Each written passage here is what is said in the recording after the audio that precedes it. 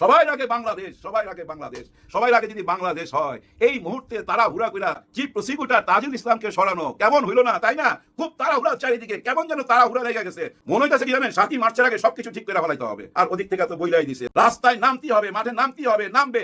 Police কি তাদের পিটাবে? কে তাদের প্রতিরোধ করবে? কেন প্রতিরোধ করবে? সরকার কি এখন সিদ্ধান্ত নিবে? বহু রকম প্রশ্ন সামনে চলে আসছে। আওয়ামী লীগের ঊর্ধ্বতন পর্যায়ের মানুষদের সাথে বৈঠক করে এই নির্বাচনটা হচ্ছে বিএনপি প্লাস আওয়ামী লীগের একটা সমন্বিত নির্বাচন। মাঠের ভোটও ওই কথাটাই বলে, না হলে কোনোদিন বিএনপি এককভাবে এই নির্বাচনে জয়ী হয়ে সরকার গঠন করতে পারত না। বিএনপির প্রধানমন্ত্রী তারেক রহমান এখন দাঁড়িয়ে আছেন আগুনের একটি লেলিহার উপরে। ভারতকে হাত করে, ডিপ স্টেটকে হাত করে, সেনাবাহিনীকে হাত করে দেশে এসেছেন, প্রধানমন্ত্রী হয়েছেন। এখন তারা যেভাবে নাচাচ্ছেন এভাবেই নাচছেন। এখন নিজের থেকে নাচার কোনো সুযোগ ওনার নাই। সে কারণে বিভিন্ন মন্ত্রীরা বিভিন্ন মন্ত্রণালয় থেকে অপ্রীতিকর ঘটনা ঘটে যাচ্ছে বাংলাদেশে। কিছুই করার নাই, কিছুই করতে পারছেন না তারেক রহমান, এমনটাই মন্তব্য করছেন বিভিন্ন বিশ্লেষকরা। বিএনপি হঠাৎ করে কি হলো তাদের যে তারা আওয়ামী লীগকে পুনর্বাসন করার এবং দেশে ফিরিয়ে আনার রাজনীতিতে প্রতিষ্ঠিত করার প্রচেষ্টা চালিয়ে যাচ্ছে? এই বিষয়ে আমাদের কাছে একটি গোপন খবর এসেছে, যে খবরটি খুবই হতাশাজনক এবং উদ্বেগজনক। খবরে জানানো হয়েছে এবং রাজনৈতিক বিশ্লেষকরা যেটি বলছেন, এটি হচ্ছে জামাত ইসলামের মতো বিরোধী দল এই দেশে থাকার কারণে বিএনপি চরম অস্তিত্ব সংকটে পড়েছে, চরম ইমেজ সংকটে পড়েছে। তাদের ইমেজ ক্রমান্বয়ে ডাউনফল হচ্ছে। জামাতের ইমেজ ক্রমান্বয়ে ঊর্ধ্বমুখী আর বিএনপির ইমেজ ক্রমান্বয়ে ডাউনফল। আসসালামু আলাইকুম। 64 জেলা নির্যাতিত ড্রাইভার ভাইরা কি খবর? আশা করি যে সবাই ভালো আছেন। ঠিক আছে, চাঁদা চাঁদা চাঁদা, এই যে চাঁদার হার, ঠিক আছে 50 টাকা, আগে ছিল 30 টাকা, এখন করলো 50 টাকা। চাঁদা বলে না কিন্তু এটাকে বলে সমঝোতা। ঠিক আছে, সমঝোতায় যদি কেউ দিয়ে দেয় তাহলে কি এটাকে চাঁদা বলা হয়? আপনারাই বলেন, এটা কিন্তু চাঁদা না, এটা আমরা আপোষে দেই। কারণ রাস্তার মাঝে লাড়ি লয়ে খাইব, আপোষে টাকা দাও, নাইলে তোমাদের গাড়ি গ্লাস ভাঙা লাইব। গণভোট উপেক্ষা করলে বিএনপি দেশ চালাতে পারবে না। জামাত এনসিপি বিএনপিকে দেশ চালাতে দিবে না। একটা পর্যায় পর্যন্ত সহ্য করবে, কিন্তু এরপর সহ্য করবে না। দর্শক, জামাত এনসিপি কিন্তু এবার রেডি, বিএনপির বিরুদ্ধে রেডি, যে আপনি গণভোট উপেক্ষা করে শান্তিপূর্ণভাবে 5 বছর চালাবেন, এটা দিবা স্বপ্ন। বাংলাদেশ বারবার যখন সংকটে পড়েছে, বাংলাদেশের মানুষের পক্ষে, এই রাষ্ট্রের পক্ষে এসে দাঁড়িয়ে দিয়েছে কারা? ছাত্ররা, বিশ্ববিদ্যালয়ের ছাত্ররা, স্কুল কলেজ মাদ্রাসার ছাত্ররা। কিন্তু বারবার ছাত্রদের সাথে প্রতারণা করা হয়েছে। 24-এর গণ অভ্যুত্থান করেছে ছাত্ররা, জীবন দিয়েছে সাধারণ মানুষ, কিন্তু তার ফল ভোগ করছে এখন নানান রাজনৈতিক শক্তিরা। জুলাইকে কেউ যদি ডিনাই করতে চায়, অস্বীকার করতে চায়, এবং ফেসিবাদের দোষরদেরকে যদি কেউ আবার জায়গা করে দিতে চায়, আমরা তরুণ প্রজন্ম বেঁচে থেকে আমরা তা হতে দিব না। আমরা প্রয়োজনে আবার রাজপথে নামবো। আমরা এই জুলাই আকাঙ্ক্ষার আলোকে নতুন বাংলাদেশ আমরা বিনির্মাণ করবোই। বাংলাদেশের যে তরুণ প্রজন্ম আছে, সে তরুণ প্রজন্ম তারা জাগ্রত আছে। সুতরাং জুলাইয়ের সাথে যদি কেউ বিট্রে করতে চায়, শহীদের সাথে যদি কেউ যদি প্রতারণা করতে চায়, আমরা বেঁচে থাকলে আমরা তা হতে দিব না। আসসালামু আলাইকুম রহমতুল্লাহ। আজকের গুরুত্বপূর্ণ সংবাদে আপনাদের স্বাগত। ভিডিও শুরুতেই বুঝতে পেরেছেন আজকের বিষয়টি অত্যন্ত গুরুত্বপূর্ণ ও সময়োপযোগী, তাই অনুরোধ থাকবে ভিডিওটি না টেনে শুরু থেকে শেষ পর্যন্ত মনোযোগ সহকারে দেখবেন। যারা এখন আমাদের চ্যানেলটি সাবস্ক্রাইব করেননি, তারা চ্যানেলটি সাবস্ক্রাইব করে পাশে থাকা বেল আইকনটি অন করে রাখুন, যেন সবার আগে সর্বশেষ ও নির্ভরযোগ্য সংবাদ পেয়ে যান। যারা ইতিমধ্যে আমাদের চ্যানেলটি সাবস্ক্রাইব করেছেন তাদেরকে অসংখ্য ধন্যবাদ। দর্শক, চলুন কথা না বাড়িয়ে ভিডিওটি একটি লাইক দিয়ে ভিডিওর মূল বিস্তারিত অংশ দেখে আসি। মনে মনে যদি আপনি কাউকে খোঁজেন, কোনো একদিন পেয়ে যেতে পারেন। একটা ছবি অনলাইনে বহু বছর যাবৎ দেখতেছি, আর মনে মনে ভাবতাম এই কিশোরকে এক বীর মুক্তিযোদ্ধা, খুবই অল্প বয়স, কাঁধে 303 রাইফেল, খাতা বালিশ, একটা দড়ি দিয়ে বাঁধা, খালি গায়ে। মনে মনে ভাবতাম কোন জেলার, কোথায় আছে, পৃথিবীতে আছে কি নাই, এরকম ভাবতাম সব সময়। আজকে হঠাৎ চোখে পড়লো, জানেন আজই উনি শাহাদাত বরণ করছেন চুয়াডাঙ্গা জেলায়। ওনার নাম নুরুজ্জামান নান্টু। দেখে না জানেন, চোখে পানি চলে আসছে। হ্যাঁ, মনে মনে খুঁজতাম কোথায় এই কিশোর, সেই বীর মুক্তিযোদ্ধা আজকে শাহাদাত বরণ করলো। আল্লাহর কাছে ওনার জন্য দোয়া রইল, সবাই দোয়া করবেন। দেখেন, সামনে আসতেছে মার্চ মাস। এই মাসটা কিন্তু খুব গুরুত্বপূর্ণ একটা মাস আমাদের দেশের রাজনীতির জন্য, বর্তমান সরকারের জন্য একটা বিরাট চ্যালেঞ্জও বটে। কেন এটা বললাম? কলকাতায় একটা জুম মিটিং হয়েছে। আগের যে প্রধানমন্ত্রী ছিল শেখ হাসিনা এবং ওনার নেতা কর্মীরা একটা জুম মিটিং করছে। এই মিটিংয়ে ওনারা একটা সিদ্ধান্ত নিছে। এই সিদ্ধান্তটার মধ্যে আমার কাছে মনে হয়েছে, বাপরে বাপ, বিরাট চাল তো। হ্যাঁ, বিরাট বড় পরীক্ষার সামনে ফেলে দিল বর্তমান সরকারকে। সেটা কি জানেন? ওনারা সিদ্ধান্ত নিছে 3টা দিন, 3টা দিনের মধ্যে 7ই মার্চ। এটা তো আপনারা জানেন 7ই মার্চ কি। 7ই মার্চই কিন্তু সূচনা হয়েছিল দেশের স্বাধীনতা, ওইখান থেকেই ঘোষণা দেওয়া হয়েছিল। ওনার পুরো বক্তব্যের মধ্যে ওইটাই ফুটে উঠছিল। এটা সবাই মানে, এটা অস্বীকার যাবার কোনো রাস্তা নাই। যাই হোক, সেই 7ই মার্চ ওনারা পালন করবে। কোথায় পালন করবে? কলকাতায় না, বাংলাদেশে পালন করবে। আর এটা পালন করার অধিকার আছে এই জন্য যে বর্তমান যে সংবিধান মেনে আমরা চলতেছি, ওই সংবিধানের মধ্যে এই অধিকার দেওয়া আছে। তো তার মানে কি 7ই মার্চে এমনও হইতে পারে বিটিভি থেকে আমরা ওই বঙ্গবন্ধুর 7ই মার্চের ভাষণটা শুনতে পাইতে পারি। হ্যাঁ, ভাষণটা প্রচার করতে পারে এমন কিছু হয়ে যেতে পারে ভাই। হ্যাঁ, মানুষের চাপে, আওয়ামী লীগের চাপে, কারণ দেখতেছেন তো সবাই অলরেডি অফিস খুলতেছে, স্লোগান দিতেছে, এটা তো আমরা অনলাইনে দেখতেছি। আবার এমনও দেখতেছি এবং প্রশাসনের পক্ষে থেকে দুই একটা জায়গায় দেখছি বন্ধ করার চেষ্টা, এবং এমনও দেখছি ভাই ছাত্রদল, এনসিপি বা অন্য কারা যেন, নাম মুখে নেওয়া ঠিক হবে না, তারা যায় আবার ওই অফিস বন্ধ করে দিছে। এরকম ঘটনাও ঘটছে, কিন্তু তেমন ঘটনা ঘটছে 2-4টা, কিন্তু অফিস খোলার ঘটনা আমার মনে হয় হাফ সেঞ্চুরি হয়ে গেছে অলরেডি, এমন ভাবে চারিদিকে ছড়ায় যাইতেছে। তার কারণ ওই যে মার্চ মাস, স্বাধীনতার মাসে স্বাধীনতার পতাকা নিয়ে স্লোগান দেওয়ার অধিকার সবচেয়ে বেশি কার? দেশের সবাই, কিন্তু সবচেয়ে বেশি কার? আওয়ামী লীগের, তাই না? কারণ বঙ্গবন্ধুর কারণে দেশ স্বাধীন হয়েছে, এটা তো মিথ্যা না, এটা তো মোছা যাবে না, তাই না? তার মানে কি দেখছেন প্রাক্তন প্রধানমন্ত্রী কিভাবে ব্রেন খাটাইছে? মাসটা বাইচা নিছে, 7ই মার্চ ওনারা রাস্তায় নামবেন। হ্যাঁ, 7ই মার্চে রাস্তায় নামবেন। তারপরে কোনটা? মার্চ মাসের 17 তারিখ। 17 তারিখ মানে কি বলেন তো? বঙ্গবন্ধুর জন্মদিন, ওই দিনটাও বাইচা নিছে, এবং আমাদের সংবিধানের মধ্যে ওই 17 তারিখও লেখা আছে, বঙ্গবন্ধুর নাম লেখা আছে। ওই জন্মদিনটাও তো পালন করবে ওনারা, এই ঢাকাতে করবে এই জন্মদিন পালন, প্রত্যেক অফিসে এই জন্মদিনটা পালন করতে চায়। আরেকটা কোন দিন? সেটাই তো সবচেয়ে বড় দিন, স্বাধীনতা দিবসের দিন, 26শে মার্চ। হ্যাঁ, স্বাধীনতা দিবস। এই স্বাধীনতা দিবস কাদের জন্য? আওয়ামী লীগের জন্য। তার মানে কি আওয়ামী লীগ স্বাধীনতা দিবস পালন করবে না, বঙ্গবন্ধুর জন্মদিন পালন করবে না? আর ওই জন্মদিন পালন করার জন্য যদি 32 নম্বরে যায়, তখন এই সরকার বাধা দেয় কিনা বিরাট বড় চ্যালেঞ্জ এবং পরীক্ষার ব্যাপার না? চিন্তা করছেন কত বড় পরীক্ষার মুখে ফেলে দিছে শেখ হাসিনা? তাকে, বর্তমান মাননীয় প্রধানমন্ত্রী তারেক রহমান সাহেবকে। দেখবেন এই 32 নম্বরে ওনারা কেক কাটবে, জন্মদিনের কেক কাটবে, বেলুন লাগাবে, অনেকেই যাবে। বাধা দিতে পারবেন? হ্যাঁ, আইনগতভাবে আপনি বাধা দিতে পারেন। কেন? ওনাদের কার্যক্রম নিষিদ্ধ আছে, এটা আইনে লেখা আছে। কিন্তু আমরা এই কথাও তো শুনছি, যা কিছু হবে আইনের মধ্যে দিয়েই হবে, যা কিছু হচ্ছে আইনের মধ্যে দিয়েই তো হচ্ছে। অনেক বড় বড় নেতারা বেরিয়ে যাচ্ছে, আরো অনেকে বেরিয়ে যাবে, এবং ওনারাও বলতেছে আমরাও দেশে আসবো। হ্যাঁ, বিদেশে যারা আছে ওরাও বলতেছে আমরাও দেশে আসবো। তার মানে মাসটা বিরাট বড় পরীক্ষায় ফেলে দিল বর্তমান সরকারকে। বিরাট বড় চ্যালেঞ্জ না ভাই? বিরাট বড় চ্যালেঞ্জ। কারণ আমরা একটা কথাই তো শুনে আসছি, নির্বাচিত সরকার আসলেই দেশ শান্ত হয়ে যাবে। হ্যাঁ, পুরো দেশ শান্ত হয়ে যাবে নির্বাচিত সরকার আসলে। কিন্তু নির্বাচিত সরকার আসার পরও আমরা দেখতেছি একটা থানার সামনে ভাই অনেক মানুষ স্লোগান দিতেছে, চিৎকার করতেছে। কেন? 7 বছরের একটি মেয়েটির জীবন ধ্বংস হয়ে গেছে, বুঝছেন? ওই প্রতিবাদ করতেছে, আইনের কাছে বিচার চাইতেছে, আইন বিচার নিতেছে না। শোনা যাচ্ছে ওই জালিমদের নাম, যারা এই জুলুমটা করছে, ওই জালিমরা নাকি কোনো দলের সাথে জড়িত, এরকমও শোনা যাচ্ছে। কত বড় পরীক্ষার সামনে। দেখেন মহামান্য স্বরাষ্ট্রমন্ত্রী উনি কিন্তু স্টেট ফরওয়ার্ড। হ্যাঁ ভাই, স্টেট ফরওয়ার্ড। চলাফেরার মধ্যে ভাই স্মার্টনেস আছে, কথাবার্তার মধ্যে আছে। গত 18 মাস পুরা বিএনপিকে সামনে আগায় নিয়ে গেছে। যতক্ষণ পর্যন্ত ওনাদের চেয়ারম্যান সাহেব লন্ডন থেকে না আসছে, ততদিন পর্যন্ত কিন্তু হালটা ধরে রাখছে, সবার সাথে মোকাবেলা করছে। উনি কিন্তু বলছে মব করা যাবে না, মব আর মাইনাই নিমু না, উনি কিন্তু বইলা দিছে। কিন্তু মব তো হচ্ছে, তার বিচারও হচ্ছে। দেখলাম একজন অ্যারেস্ট হয়েছে আদালত পাড়া। হ্যাঁ, একবার এজলাস চলতেছিল, বিচার চলতেছিল, ওইখানে গিয়ে হামকি ধামকি, চেয়ার টেবিল ছুঁড়া মারা। তারপরে প্রতিবাদ হয়েছে, প্রতিবাদের পর হ্যান্ডকাপ পরানো হয়েছে, নিয়ে গেছে। কিন্তু তারপর আবার বিভিন্ন জেলা থেকে অন্য সভাপতিরা, দলীয় সভাপতিরা, উনিও কিন্তু একজন দলের সভাপতি যে অ্যারেস্ট হয়েছে, উনার মুক্তির জন্য তারা মিছিল করতেছে, মিটিং করতেছে, মানববন্ধন করতেছে, আইনের উপরে চাপ সৃষ্টি করতেছে। এই চাপের ভিতর দিয়ে উনি হয়তো বেরিয়ে যেতে পারে। কিন্তু এই ধরনের ঘটনা কি তারেক রহমান সাহেব চায়? না, আমার মনে হয় না।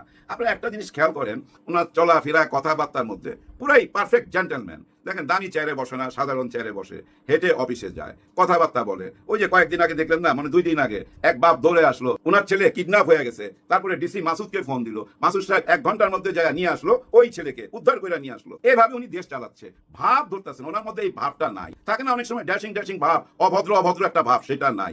আমার ভাব তো অবাক লাগে, বাংলাদেশ ব্যাংকের গভর্নরকে এভাবে অপমান কইরা, ধুরো কইরা, ধাক্কা মাইরা বাইর কইরা দিবে উনার দলের লোক। উনাকে দেখে কিন্তু এটা মনে হয় না, উনি কিন্তু পারফেক্ট জেন্টলম্যান। আমার যদ্দূর মনে হয় এই ধরনের ঘটনাগুলো উনি ঘটার পরই জানে, আগে জানে না। আগে জানলে উনি রুইখা দিত। ভাই বিদায় দিবেন, ভদ্রভাবে বিদায় দেন। উনি তো এখানে থাকতে আসে নাই, আর এমন না তো উনি দেশের টাকা পয়সা মাইরা দিছে, তাই না? কোন টাইমে বাংলাদেশের ব্যাংকের দায়িত্ব নিছিল সেটাও তো মনে রাখতে হবে। যাই হোক, এখন যে নতুন গভর্নর আসছে, উনি কিভাবে এই দায়িত্ব পার করে দেখি আমরা। উনি কিন্তু আবার আসছে ব্যবসা বাণিজ্য থেকে, উনার গার্মেন্টস ব্যবসা আছে, এবং উনি যেভাবে এখানে ইনটা করলো, ইনটা দেখে তো মনে হলো ভাই পুরা তামিল ছবির মতো। যাই হোক, আপনারা ক্ষমতায় আসছেন, আপনারাই চেয়ারে বসবেন, এটাই চরম সত্যি কথা। বসেন, কিন্তু জোর জুলুমের মধ্যে যায়েন না। পারফেক্ট একজন জেন্টলম্যানকে সবাই কাছে ছোট করেন না। হ্যাঁ, তারেক রহমান সাহেবকে ছোট করেন না। আমার মনে হয় উনি এগুলো জানে না। ওনার একটা টিম থাকা উচিত, শুধু এই সোশ্যাল মিডিয়ার দিকে নজর রাখা, এইসব ভাইরাল কেসগুলো ওনার সামনে তুলে ধরা, ওনার সঙ্গে আলোচনা করা, সঙ্গে সঙ্গে উনি টেলিফোন কইরা যেভাবে ডিসি মাসুদকে ফোন দিছে ওইভাবে টেলিফোন কইরা ওই প্রবলেমটা সলভ করবে, তাই না ভাই? এইভাবেই চলা উচিত, কারণ সামনে মার্চ মাস। এখন দেখেন কত বড় মুশকিলের কথা, আওয়ামী লীগ যদি রাস্তায় নাইমা আসে, এখন ওনাকে যদি আপনি বাধা দিতে চান তাহলে তো ওনারা মারামারিতে নাইমা যাবে, সোজাসুজি মারামারিতে নাইমা যাবে। কে বাধা দিতে যাবে? যদি বিএনপি বাধা দিতে যায়। এখন সবচেয়ে বড় প্রশ্ন কি জানেন? 7ই মার্চের আগে, হ্যাঁ, বঙ্গবন্ধুর ভাষণের দিনের আগেই এই দল মানে আওয়ামী লীগ ওনাদের কার্যক্রম করতে পারবে কি না সেটা আদালত থেকে একটা অনুমতি লাগবে। ওনারা তো সবসময় বলে যে যা কিছু হবে আইনের মধ্যে দিয়েই হবে। এখন আইন যদি বলে ঠিক আছে ওনারা রাজনীতি করতে পারবে, ওনাদের কার্যক্রম চালায়া যেতে পারবে, তাহলে তো অফিস খুলে যাবে, ওনারা রাস্তায় নামবে, মাইকে ওনারা ভাষণটা শোনাবে, বঙ্গবন্ধুর ভাষণ সবাইকে শোনাবে, এবং আমাদের বর্তমান সংবিধান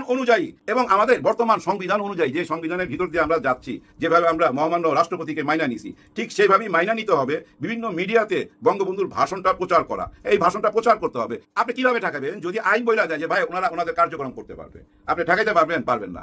এখন দেখেন সবচেয়ে বড় প্রশ্ন, আইন যদি বলে যে না ওনাদের কার্যক্রম বন্ধ, তাইলে বুঝে নিতে হবে আওয়ামী লীগের সাথে বিএনপির সমঝোতাটার প্রবলেম আছে, যেটা আমরা ভাবতেছি সেটা না।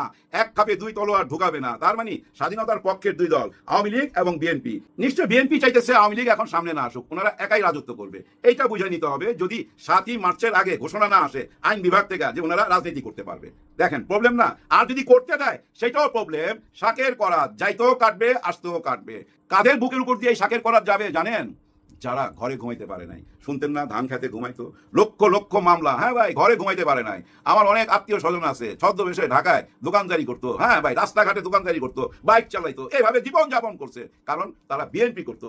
আওয়ামী লীগের ঠাপের ঠেলায় দেশে থাকতে পারে নাই, মা বাবার মুখ দেখতে পারে নাই, তারা মাইনা নিবে না। অলরেডি দেখেন গিয়া এই বিএনপির ভিতরে অনেকেই প্রতিবাদ করতেছে যে আমরা এটা মাইনা নেব না। কারণ কি জানেন? তাদের উপর যত জুলুম গেছে, কিন্তু যাদের উপর যা জুলুম গেছে তার ব্যথাটা আপনি বুঝবেন কেমনে?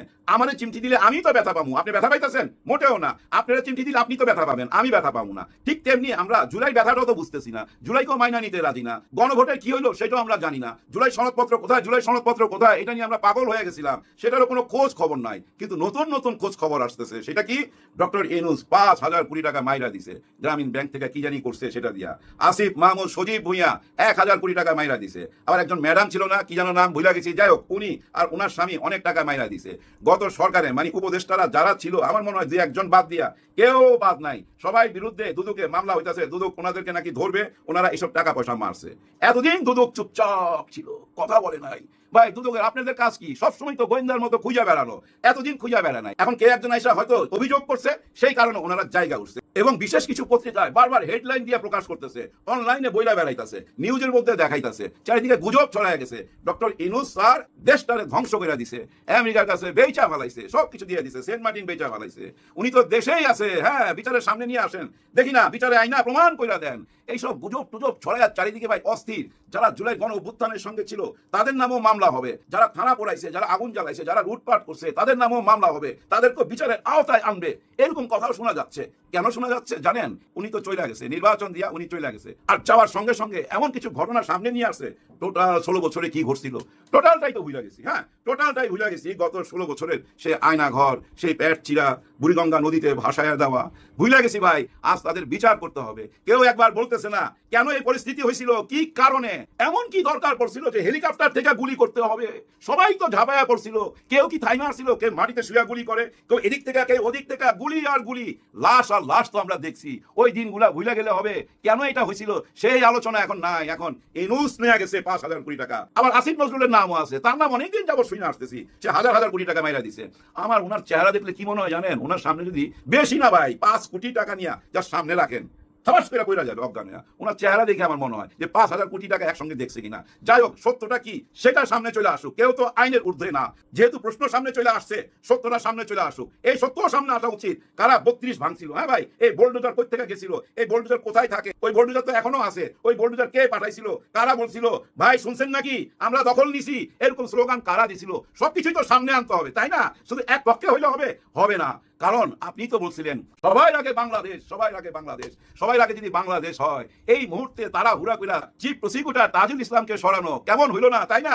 খুব তাড়াহুড়া চারিদিকে, কেমন যেন তাড়াহুড়া লেগে গেছে। মনে হইতেছে কি জানেন, 7ই মার্চের আগে সবকিছু ঠিক করে ফেলাইতে হবে। হ্যাঁ, 7ই মার্চের আগেই হইতে হবে, এমন একটা তাড়াহুড়া চারিদিকে লেগে গেছে। আর ওদিক থেকে তো বইলাই দিছে 7ই মার্চ, 17ই মার্চ, 26শে মার্চ স্বাধীনতা দিবস। রাস্তায় নামতে হবে, মাঠে নামতে হবে, নামবে। পুলিশ কি তাদের পিটাবে? কে তাদের প্রতিরোধ করবে? কেন প্রতিরোধ করবে? সরকার কি এখন সিদ্ধান্ত নিবে?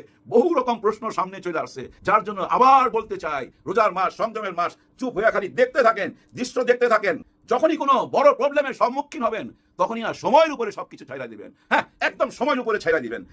আপনারা একটি বিষয় ইতিমধ্যেই হয়তো অবগত হয়েছেন, বিভিন্ন জায়গায় এই যে বর্তমান সরকার, বিএনপি সরকার আওয়ামী লীগকে দেশে ফিরিয়ে আনার এবং রাজনীতিতে প্রাসঙ্গিক করে তোলার যে প্রচেষ্টা চালাচ্ছে সমস্ত দিক দিয়ে, এটা দলগতভাবে, রাষ্ট্রীয়ভাবে এবং তাদের তৃণমূল পর্যায়ে সব জায়গা থেকেই তারা ভীষণভাবে প্রচেষ্টা চালিয়ে যাচ্ছে যে আওয়ামী লীগকে তারা এখানে প্রতিষ্ঠিত করবে। এখন প্রশ্ন উঠছে যে কেন, যে বিএনপি আওয়ামী লীগের হাতে এত নির্যাতিত হয়েছে, এত মার খেয়েছে, এত আহত হয়েছে, এত পঙ্গুত্ব বরণ করেছে, এত জেল জুলুম হুলিয়া, এরপরেও বিএনপি হঠাৎ করে কি হলো তাদের যে তারা আওয়ামী লীগকে পুনর্বাসন করার এবং দেশে ফিরিয়ে আনার, রাজনীতিতে প্রতিষ্ঠিত করার প্রচেষ্টা চালিয়ে যাচ্ছে? এই বিষয়ে আমাদের কাছে একটি গোপন খবর এসেছে, যে খবরটি খুবই হতাশাজনক এবং উদ্বেগজনক। খবরে জানানো হয়েছে এবং রাজনৈতিক বিশ্লেষকরা যেটি বলছেন, এটি হচ্ছে জামাত ইসলামের মতো বিরোধী দল এই দেশে থাকার কারণে বিএনপি চরম অস্তিত্ব সংকটে পড়েছে, চরম ইমেজ সংকটে পড়েছে। তাদের ইমেজ ক্রমান্বয়ে ডাউনফল হচ্ছে। জামাতের ইমেজ ক্রমান্বয়ে ঊর্ধ্বমুখী আর বিএনপির ইমেজ ক্রমান্বয়ে ডাউনফল। এখন এইটা কি কারণে? এর কারণ হচ্ছে, আপনারা জানেন বিএনপি এবং আওয়ামী লীগ এই দুটি দলই দলগতভাবেই এরা চরম দুর্নীতিগ্রস্ত দল। দুটি দলই দুর্নীতিগ্রস্ত দল, চাঁদাবাজি দল। দলগতভাবেই এরা এই বিষয়টা লালন করে। তারা চাঁদাবাজিকে প্রশ্রয় দেয়, তারা দুর্নীতিকে প্রশ্রয় দেয়। কারণ যেহেতু এই দেশের রন্ধ্রে রন্ধ্রে দুর্নীতি ঢুকে পড়েছে, এই দেশের সরকারি প্রতিটা কর্মকর্তা কর্মচারী ভীষণভাবে, মারাত্মকভাবে করাপ্টেড। বাংলাদেশে সরকারি চাকরি করে এবং সেখানে সুযোগ আছে ঘুষ খাওয়ার বা দুর্নীতি করার, এরকম একটি ব্যক্তি, ব্যতিক্রম কিন্তু কোনো উদাহরণে আসে না। এজন্য ব্যতিক্রমটা বাদ রাখেন, 1-2 জন হাতে গোনা এই থাকতে পারে, এছাড়া বাকি সবাই আপাদমস্তক দুর্নীতিবাজ, আপাদমস্তক করাপ্টেড। আর এই দুটি দলের নেতাকর্মী যারা আছে, এরা অধিকাংশই দুর্নীতির সাথে জড়িত এবং চাঁদাবাজির সাথে জড়িত। অপরদিকে জামাত ইসলামের টপ টু বটম, এরা দুর্নীতি তো দূরের কথা, চাঁদাবাজিরও ধার ধারে না। তার বাস্তব প্রমাণ আপনারা কিন্তু দেখছেন। এই যখন অবস্থা, অর্থাৎ একটি দল রাষ্ট্র ক্ষমতায় অধিষ্ঠিত, সেই দলের চাঁদাবাজিতে যখন চারিদিকে অতিষ্ঠীয় জনগণ, মানুষের নাভিশ্বাস উঠে গেছে, চারিদিকে চাঁদা দিচ্ছে না, এই চাঁদা দেবে না, এর প্রতিবাদ করতে গিয়ে অনেকে তাদের জীবন হারাচ্ছে, বিভিন্ন জায়গায় হামলার সম্মুখীন হচ্ছে। আর বিএনপির যে সমস্ত চাঁদাবাজ কর্মী সমর্থকেরা রয়েছে, তারা এই চাঁদা পেতে যেখানেই বাধাগ্রস্ত হচ্ছে সেখানেই হামলা চালাচ্ছে। অপরদিকে জামাত ইসলামের এমপি থেকে শুরু করে সমস্ত নেতাকর্মীরা যেখানে যেখানে তারা নির্বাচনে জয়ী হয়েছে, সেই সমস্ত এলাকায় তাদের কনস্টিটিউশনাল এরিয়ায় গিয়ে তারা প্রকাশ্যে ঘোষণা দিচ্ছে যে এখানে কেউ চাঁদাবাজি করতে পারবে না। এমনকি এনসিপি থেকে যে 6 জন বিজয় হয়েছে তারাও একই, অর্থাৎ পুরাই জামাত ইসলামের নেতৃত্বে যে 11 দলীয় জোট, এই জোটের প্রত্যেকটি ক্যান্ডিডেট নেতাকর্মী এরা দুর্নীতি থেকে সম্পূর্ণ মুক্ত, চাঁদাবাজি থেকে সম্পূর্ণ মুক্ত। তারা তাদের স্ব স্ব এলাকায় মানুষের কাছে এই খবর পৌঁছে দিচ্ছে, জনগণকে সাথে করে নিয়ে যখন এই খবরগুলো বলছে এবং জনমত সংগঠিত করছে যে তোমরা খবরদার চাঁদা দিবা না, চাঁদাবাজদের কোনো ঠাঁই নাই, তখন বিএনপির কি অবস্থা এবার চিন্তা করুন তো। একটি দল চাঁদাবাজের বিপক্ষে দাঁড়িয়েছে আর বিএনপি হাজার প্রচেষ্টা করেও তাদের দলীয় নেতাকর্মীদেরকে থামাতে পারছে না, কারণ তারা তো এই কাজ করার জন্যই এসেছে। তাহলে অবস্থাটা কি দাঁড়াচ্ছে চিন্তা করতে পেরেছেন? শুনেছেন তো ট্রাক ড্রাইভারের কথা। তারা 64 জেলায় এইভাবে গণপ্রতিরোধ গড়ে তুলতে যাচ্ছে। তারা কোনরূপ স্পেস দিতে চাচ্ছে না চাঁদাবাজদের। শুধু তাই নয়, সামাজিকভাবেও এটার ব্যাপক একটা ক্রিয়া প্রতিক্রিয়া সৃষ্টি হয়েছে। গতকাল এই তেজগাঁও কলেজের ছাত্রদল যখন চাঁদাবাজি করতে যায়, তেজগাঁও কলেজের আশেপাশে স্থানীয় বাসিন্দা যারা, আশেপাশের ছোট ছোট টং দোকানদারদের কাছ থেকে তারা চাঁদাবাজি করতে যায়। এই চাঁদাবাজি করতে গেলে স্থানীয় জনতা, তারা যারা খেটে খাওয়া মানুষ, এরা তাদেরকে প্রতিহত করে, বাধা দেয় যে না, চাঁদা দিব না। এই যে তারা অস্বীকৃতি জানায়, এই অস্বীকৃতি জানানোর কারণে ছাত্রদল গিয়ে স্থানীয় একটি ছেলের, যে ছেলেটা দেখুন, এই ছেলেটার উপরে হামলা করে তার চোখ পর্যন্ত উপড়িয়ে ফেলেছে। পরবর্তীতে ওই তেজগাঁও এলাকার, ফার্মগেট এলাকার স্থানীয় জনতা এই যে দেখুন মিছিল করেছে চাঁদাবাজদের বিরুদ্ধে।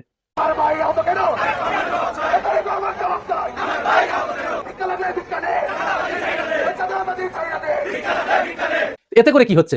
এতে করে বিএনপি চরম ইমেজ সংকটে পড়ে যাচ্ছে, যার কারণে এখন যে গোপন তথ্যটা বের হয়ে এসেছে, বিএনপির অনেক নেতাকর্মী এখন কেন্দ্রে তাদের দলীয় প্রধানদের কাছে এই বার্তা পাঠাচ্ছে এবং তারা প্রকাশ্যে এই ধরনের বক্তব্য দিয়েছে যে আওয়ামী লীগকে অতি দ্রুত ফিরিয়ে আনা হোক, আওয়ামী লীগ ফিরিয়ে না আনলে আমরা এদেশে আর রাজনীতি করতে পারবো না। যেহেতু আওয়ামী লীগও চাঁদাবাজ, বিএনপিও চাঁদাবাজ, আমরা প্রয়োজনে 5 বছর করে ভাগ করে খাবো।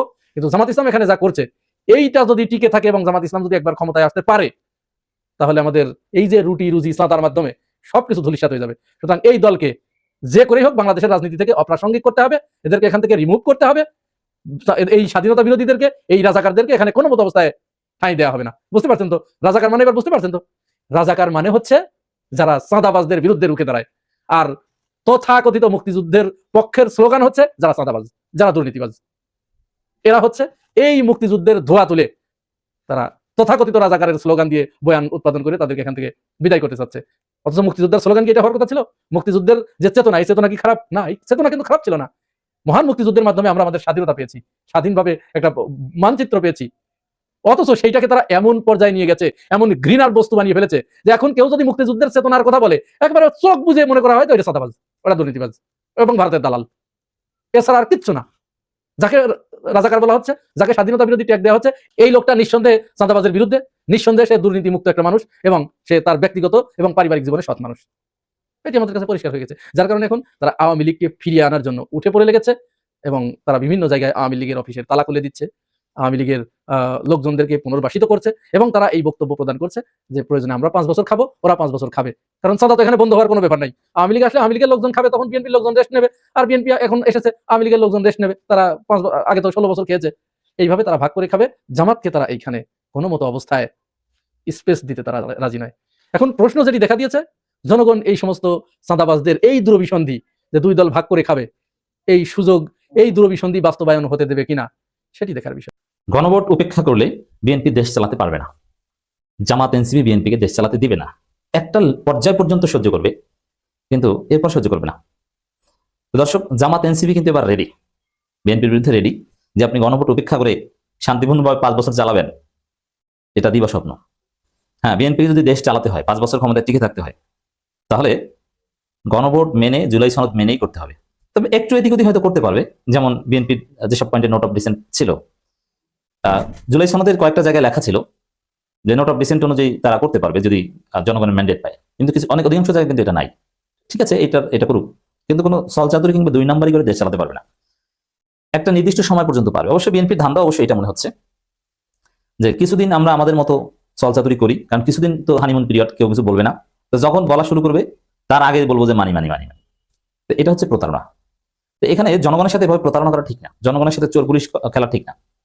জুলাই সনদ শহীদদের সাথে সম্পর্কিত, রক্তের সাথে সম্পর্কিত, রক্ত দিয়ে লেখা এই জুলাই সনদ, এগুলো নিয়ে আপনি প্রতারণা করেন। আপনি এত নিকৃষ্ট, রাজনীতিটাকে এত নিকৃষ্ট কেন বানিয়ে ফেলছেন? তো দর্শক, গণভোট উপেক্ষা করলে বিএনপি দেশ চালাতে পারবে না, এটাই হচ্ছে কথা। আখতার হোসেন, এনসিপির সদস্য সচিব এবং এমপি, তিনি বলছেন গণভোট উপেক্ষা করলে জনগণ সরকারের পাশে থাকবে না। এটার অর্থ হচ্ছে এটা যে বিএনপি দেশ চালাতে পারবে না, বিএনপি ক্ষমতায় থাকবে না। জনগণ যদি সরকারের পাশে না থাকে, তাহলে সেই সরকার দেশ চালাতে পারে না। জনগণ পাশে না থাকলে তাকে চলে যেতে হয়, তাকে বিদায় নিতে হয়, এটাই হচ্ছে রিয়ালিটি। রংপুর 4 আসনের সংসদ সদস্য ও এনসিপি সদস্য সচিব আখতার হোসেন বলেছেন, গণঅভ্যুত্থান ও গণভোটের মধ্য দিয়ে বর্তমান সরকার গঠিত হয়েছে।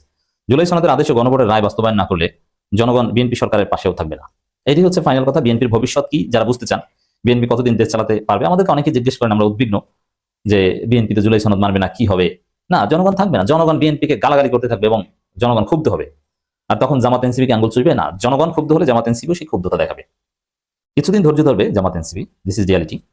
এবং প্রচলিত বা অন্য যে অতীতের আওয়ামী মার্কা বিরোধী দল কথায় কথায় সরকারি দলকে ডিস্টার্ব করা, ইরিটেট করা, একদিনও শান্তিতে দেশ চালাতে পারবে না, এই নীতিতে জামাত থাকবে না। জামাত কোঅপারেট করবে, কিন্তু একটা পর্যায়ে জামাতও সরকারের বিরুদ্ধে জোরালো অবস্থান নেবে, এতে কোনো সন্দেহ নেই।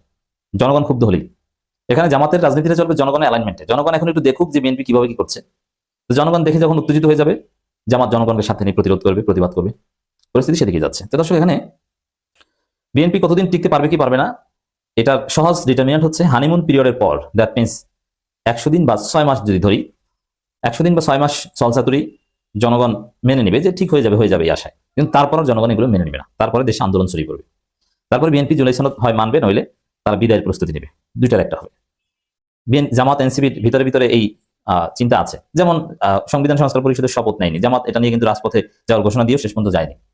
কেননা জামাত এখানে দেখতে চাচ্ছে যে সংসদ গঠিত হোক, স্পিকার ডেপুটি স্পিকার নির্বাচিত হোক, তারপরে এরা শপথ নেয় কিনা, অথবা সংসদে আলোচনা হোক, শপথ নেয় উচিত অনুচিতের বিষয়ে নানান কথাবার্তা হোক, তারপরে আমরা দেখি। তো সংসদে আলোচনার মাধ্যমে অধিবেশনের বাইরেও আলোচনার মাধ্যমে যদি সমাধান না হয়, দেন আমরা বিষয়টা রাজপথে নিয়ে যাবো। এই জন্য জামাত রাজপথের কর্মসূচি দিয়েও শেষ পর্যন্ত রাজপথে যায়নি। তো দর্শক, কিন্তু জামাত ভিতরে ভিতরে সিদ্ধান্ত এটাই নিয়েছে, এটা জামাত ফাইনালাইজ করে ফেলেছে, যে যদি বিএনপি শেষ পর্যন্ত গণভোটের সিদ্ধান্ত না মানে, গণভোটকে উপেক্ষা করে, তাহলে তারা দেশ চালাতে পারবে না। ওইটি বিএনপি শেষ, ওইটি বিএনপির সমাপ্তি। তো দর্শক, এখানে শুধু এটা না, আরো নানান বিষয় আছে। বিএনপির ব্যর্থতা, শাসন ক্ষমতা, তারা কিভাবে আইন শৃঙ্খলা পরিস্থিতি, তাদের এখানে আইন শৃঙ্খলা পরিস্থিতি বলতে দেশের জনগণ ভালো, বিরোধী দল যদি ভালো থাকে তাহলে তখন চিন্তাই থাকে না। সরকারি দল চিন্তায় থাকে বিরোধী দল নিয়ে, কিন্তু বিএনপির চিন্তা হচ্ছে নিজেদের সন্ত্রাসীদের নিয়ে। তারা নিজেদের সন্ত্রাস নিজেরা দমন করতে পারছে না। এটা হচ্ছে ইম্পর্টেন্ট কোয়েশ্চেন। তো দর্শক, আক্তার বলেন, নির্বাচনের পর বিএনপি নেতাকর্মীরা চাঁদাবাজির সন্ত্রাস জড়িয়েছে এবং সংবিধান সংস্কার পরিষদে শপথ গ্রহণ করেনি। বিএনপির কয়েকটা কারণে 5 বছর পূর্ণ করতে পারবে না, 1.5 বছর পরে তাদের পতন ঘন্টা বেঁচে যাবে যদি জুলাই সনদ বাস্তবায়ন না করে, মানে গণভোটকে উপেক্ষা করে। এবং এই জন্য অবশ্যই সংবিধান সংস্কার পরিষদের শপথ অনতিবিলম্বে নিতে হবে। 180 দিন এখানে মেয়াদ, 180 দিনের মধ্যে কমপ্লিট করতে হবে। অতএব আগামী 1-1.5 মাসের মধ্যেই বিএনপিকে সংবিধান সংস্কার পরিষদের শপথ নিতে হবে। বিশেষ করে 12 মাস থেকে সর্বোচ্চ 1 মাস সময় পাবে, এর মধ্যে না নিলেই বিএনপি বেকায়দায় পড়ে যাবে। আর চাঁদাবাজি সন্ত্রাস, এই চাঁদাবাজিটা বিএনপি দমন করতে পারবে কিনা সন্দেহ আছে। একটা পথ আছে, চাঁদাবাজি যদি দমন করতে চায়, মাদক যদি দমন করতে চায়, তাহলে অপারেশন ক্লিন হার্ট টাইপের একটা অপারেশন চালাতে হবে। তাছাড়া বিএনপি এটা পারবে না। এই রায় নিয়ে ছিনিমিনি খেলা করলে জনগণ তা মেনে নেবে না। অতএব গণভোট এখানে এনসিপির কাছে একটা ডিটারমিনান্ট। আর গণভোটের ফলাফল যদি বাস্তবায়ন না হয়, দ্যাট মিনস জুলাই সনদ যদি বাস্তবায়ন না হয়, তাহলে এনসিপির ছেলেদের জীবন থাকবে না। এবং অন্তর্বর্তী সরকারের উপদেষ্টারাও পেছন থেকে বসে আছে। ডক্টর ইউনূস একদম সবকিছু ভুলে গেছেন তা না, অনেক কিছু ইউনূসের হাতে রেখে দিয়েছেন। ইউনূসের লোকজন অনেককে ঢুকিয়ে দিয়েছেন বিএনপি সরকারের মধ্যে। জুলাই সনদ যদি বাস্তবায়ন না হয়, তাহলে তারাও তখন নাড়াচাড়া দিবেন। কারণ জুলাই সনদ বাস্তবায়ন না হলে ইউনূস সরকারের সবার ফাঁসি, সমন্বয়কদের, জুলাই আন্দোলনকারীদের সবার ফাঁসি। কারণ জুলাই সনদ ছাড়া অন্তর্বর্তীকালীন সরকার সবকিছু অবৈধ। অতএব বিএনপি দেশ চালাতে পারবে কি পারবে না, কতদিন পারবে, ইট ডিপেন্ডস অন জুলাই সনদ। জুলাই সনদ নিয়ে বিএনপি দৃষ্টিভঙ্গি কি? বিশেষ করে দেখেন, ছাত্র জনতা এই জুলাই সনদের মূল, সেই ছাত্র জনতা কিন্তু আছে। আর বিএনপি তো আগের মতো গেস্ট রুম বা ক্যাম্পাসগুলো দখল করতে পারবে না। অতএব প্রথমে দেখবেন যে যদি বিএনপি গণভোট বাস্তবায়ন না করে, তাহলে ছাত্র সমাজ আন্দোলন শুরু করবে। বিশ্ববিদ্যালয় থেকে, প্রথম ঢাকা বিশ্ববিদ্যালয় থেকে প্রতিবাদ শুরু হয়ে যাবে। আর সেই প্রতিবাদে হাসিনার মসনদ যেরকম ভেঙে চুরে চুরমার হয়ে গেছিল, তারেক রহমানের মসনদ সেরকম ভেঙে চুরে চুরমার হয়ে যাবে। অতএব গণভোট জুলাই সনদই হচ্ছে বিএনপির ডিটারমিনান্ট, ক্ষমতায় থাকতে পারবে কি পারবে না। এতক্ষণ মনোযোগ সহকারে ভিডিওটি দেখার জন্য অসংখ্য ধন্যবাদ। ভিডিও সম্পর্কে কোনো মতামত থাকলে অবশ্যই কমেন্ট সেকশনে জানাবেন। যারা এখন আমাদের চ্যানেলটি সাবস্ক্রাইব করেননি, তারা চ্যানেলটি সাবস্ক্রাইব করে পাশে থাকা বেল আইকনটি অন করে রাখুন, যেন সবার আগে সর্বশেষ সংবাদ পেয়ে যান। দর্শকবৃন্দ, সবাই ভালো থাকুন, সুস্থ থাকুন। আল্লাহ হাফেজ।